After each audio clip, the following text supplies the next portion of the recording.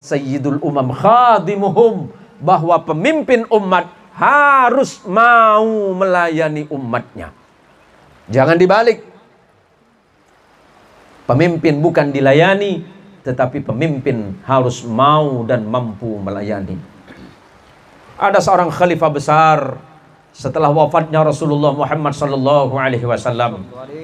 Setelah periode sahabat Abu Bakar, Umar, Uthman dan Ali radhiyallahu anhum, 30 tahun masa kekhalifahannya, kemudian masuk kepada kekhalifahan Bani Umayyah yang ada di Damsyik atau Damaskus Syuriah. Di sana ada kemudian seorang khalifah besar yang bernama Umar bin Abdul Aziz radhiyallahu anhu. Apa yang dilakukan oleh Umar bin Abdul Aziz? Umar bin Abdul Aziz adalah seorang khalifah besar yang sangat jujur, yang sangat luar biasa, hatinya penuh dengan kerendahan. Dia seorang khalifah, tapi orang seakan-akan tidak tahu kalau dirinya khalifah. Orang tidak tahu kalau dia adalah pemimpin besar sebuah khalifah kekhilafahan yang bernama dinasti Bani Umayyah. Suatu hari, saking jujurnya beliau, anak beliau datang menemui beliau di istana. Anaknya mengetuk pintu. Assalamualaikum ya khalifah. Waalaikumsalam warahmatullahi wabarakatuh. Kemudian Khalifah Umar bin Abdul Aziz membukakan pintunya. Tapi ternyata yang dilihat di hadapannya bukan tamu yang lain, tetapi anaknya sendiri. Apa yang ditanyakan oleh Khalifah Umar bin Abdul Aziz? Kamu siapa? Anaknya terkejut ketika mendengar pertanyaan ayahnya yang seorang khalifah. Wahai ayahanda, saya adalah anak Anda. Iya, saya tahu kamu adalah anakku. Tetapi bukan itu pertanyaanku, kata Khalifah Umar bin Abdul Aziz.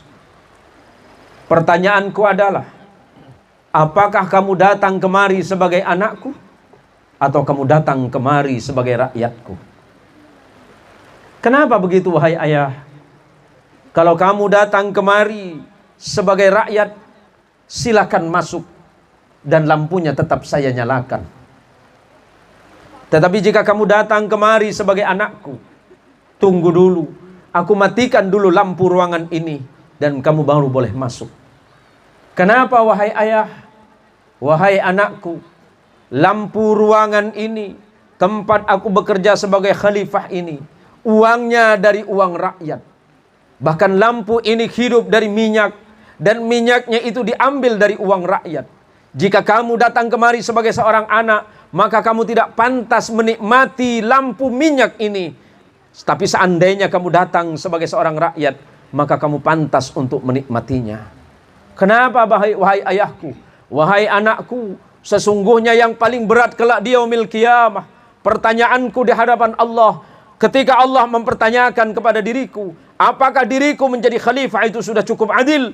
Apakah aku menjadi pemimpin yang adil? Seandainya aku zalim, maka niscaya aku dikategorikan sebagai orang yang tidak layak mendapatkan ampunan Allah. Karena salah satu orang yang pasti dilaknat oleh Allah dari dunia dan akhirat adalah al-imamun jair, adalah imam atau pemimpin yang tidak tahu tentang kedudukannya sebagai seorang pemimpin.